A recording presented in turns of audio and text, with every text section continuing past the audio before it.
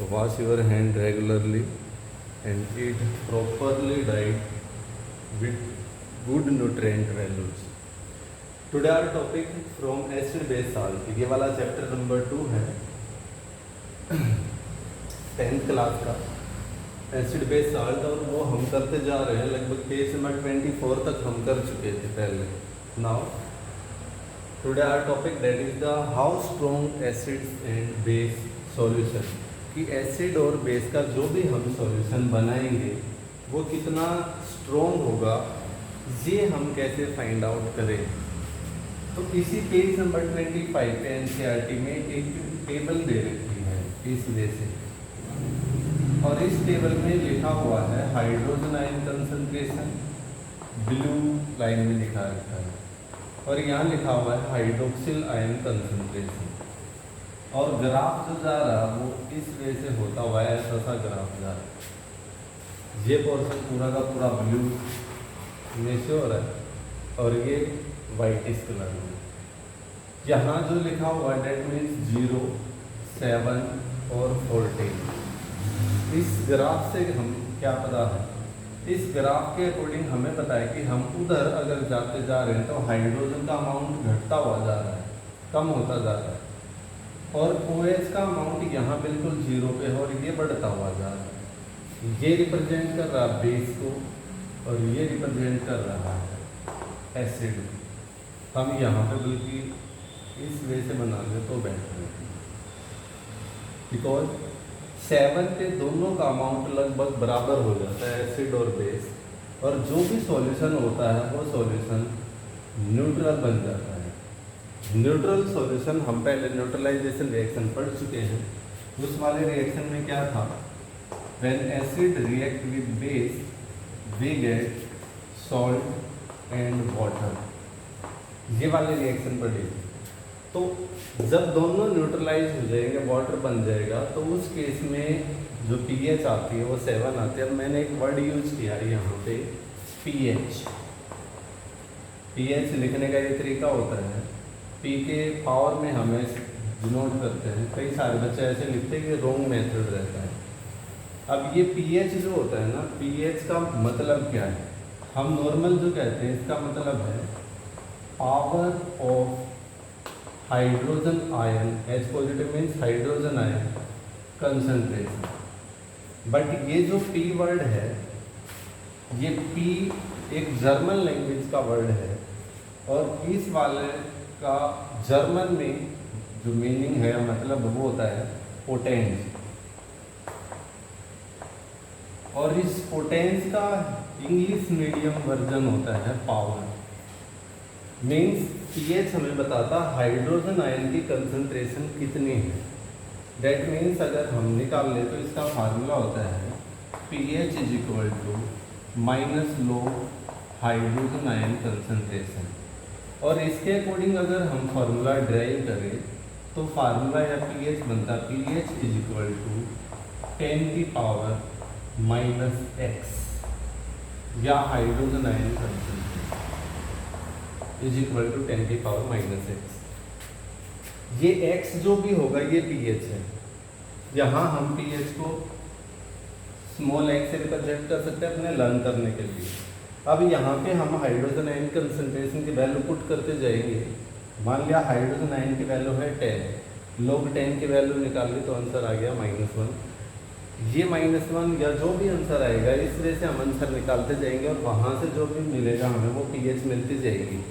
Answer negative में नहीं आएंगे, वो आंसर सारे के सारे पॉजिटिव में आएंगे 0 से लेकर 14 तक। अब 0 से 14 तक की जो वैल्यू आएंगी वो इसी से आएंगी। इस हाइड्रोजन आयन की कंसंट्रेशन पे डिपेंडेंट होती है pH। जितनी ज़्यादा वैल्यू आएगी ओवरऑल सॉल्यूशन होते pH की वैल्यू जितनी ज़्यादा होगी, डेट मीन्स बेसिक करैक्टर की तरफ हम जा रहे हैं। इसका जो ऑर्डर या ट्रेंड रहता है वो इस वे से रहेगा। जो pH की अगर हम स्टडी करते हैं तो उसका ऑर्डर ट्रेंड जो रहता है, एसिड्स का जो pH है वो 0 से लेकर 7 तक है। बेस का pH जो रहता है वो है 7 से लेकर 14 तक। अब इस वाले में अगर हम बात करें स्ट्रॉन्ग एसिड की, स्ट्रॉन्ग एसिड का पीएच बहुत कम होता है, 0 हो सकता है, 1 हो सकता है। मीन्स पीएच स्केल में हम 7, 0, 40, इस 7 से जितना इधर जाएंगे उतना एसिडिक करेक्टर बढ़ेगा, और जितना उधर जाएंगे उतना बेसिक करेक्टर बढ़ता है, बेस ज़्यादा होता जाएगा। 7 के नज़दीक अगर हम आएंगे तो न्यूट्रलाइजेशन होने की टेंडेंसी रहती है, न्यूट्रलिटी रहेगी यहाँ पे। तो इसलिए जब भी एसिड और बेस को आपस में कंबाइन किया जाता है तो एसिड बेस दोनों एक दूसरे को नलिफाई करते हैं और उनकी पीएच 7 के नज़दीक आ जाते हैं। बेस में भी सेम होता है, जब 14 की तरफ हम जाएंगे तो स्ट्रॉन्ग बेस बनेगा। फिर स्ट्रॉन्ग बेस दैट मीन्स जिसकी पीएच अबाउट 13 या फिर 14 होती है। अब एसिड और बेस के मैंने बहुत सारे एग्जांपल दिए थे, like HCl, HCl is acid, NaOH is base. 10th class के लेवल तक हमें पता होता है कि जो भी H पॉजिटिव आयन देगा सॉल्यूशन में जाके वो एसिड है, और जो hydroxyl ion OH negative ion देगा वो बेस है। अब ये H पॉजिटिव दे रहा है और Cl नेगेटिव, यहाँ लिखा जाता है एक्वस। एक्वस का मतलब ये वाटर के अंदर सॉल्यूशन बना है और वाटर के अंदर इस टाइप के आयन चले गए। यहाँ पे भी जब भी वाटर में डिजोल्व करेंगे हम, तो वाटर में डिजोल्व करते ही Na पॉजिटिव और OH नेगेटिव आयन हमें मिलेंगे, सेम वही एक्वस, क्योंकि ये आयन्स हमें मिलते हैं। और इन्हीं की वजह से जो लास्ट टॉपिक रहा था कि एसिड और बेस में कॉमन क्या होता है, कॉमन यही होता है कि दोनों जब भी एक्वस सॉल्यूशन बनाएंगे तो आयन्स में ब्रेक हो जाते हैं and ions are help in conduction of electricity. तो ये दोनों सॉल्यूशन में जाके इलेक्ट्रिसिटी को कंडक्ट करेंगे। अब इसी में जो आता है वो आ जाता है कंसंट्रेशन। कंसंट्रेशन हाइड्रोजन आयन की जितनी ज़्यादा होती है, कंसंट्रेशन का मतलब दो चीज़ें होती है, कंसंट्रेशन होता है, एक डाइल्यूशन होता है। कंसंट्रेशन मीन्स होता है कि जो एसिड या बेस है उसका अमाउंट ज़्यादा है और लिक्विड दैट मीन्स वाटर का अमाउंट कम है। और बेस में क्या हो जाता है, बेस में रिवर्स, OH की कंसंट्रेशन ज़्यादा हो जाएगी और H की कंसंट्रेशन घटती चली जाएगी।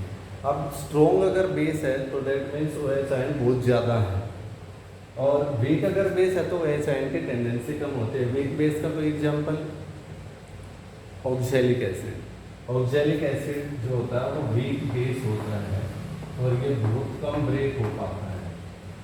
स्ट्रॉन्ग एसिड्स के एग्जांपल है कंसनट्रेट HCl है, H2SO4 है, नाइट्रिक एसिड है, ये सब स्ट्रॉन्ग एसिड्स में आते हैं। और स्ट्रॉन्ग एसिड की पीएच जो आएगी वो 0 या 1 के अराउंड रहती है।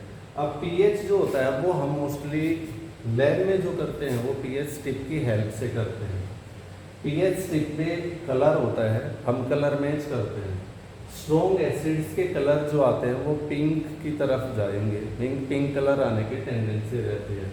और बेस के जो कलर आते हैं वो ब्लू होते हैं। डार्क अगर ब्लू कलर आता है डेट मीन्स पीएच 13 या 14 है, और अगर 7 पीएच है डेट मीन्स वो न्यूट्रल हो जाएगा और उसका कलर होता है light greenish colour.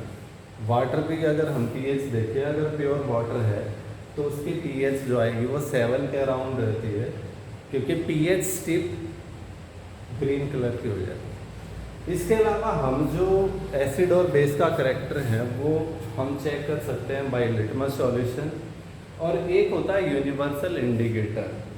Universal indicator pH के बारे में अभी पढ़ा हमने, और लिटमस पेपर ये स्टार्टिंग में मैं बता चुका हूँ इस वाले में। यूनिवर्सल इंडिकेटर में क्या होता है, बहुत सारे इंडिकेटर्स को कंबाइन किया जाता है और एक इंडिकेटर बनाया जाता है। वो इंडिकेट करता है कि गिवन सब्सटेंस इज एसिडिक और बेसिक। ओके, तो आज के लिए यही टॉपिक था।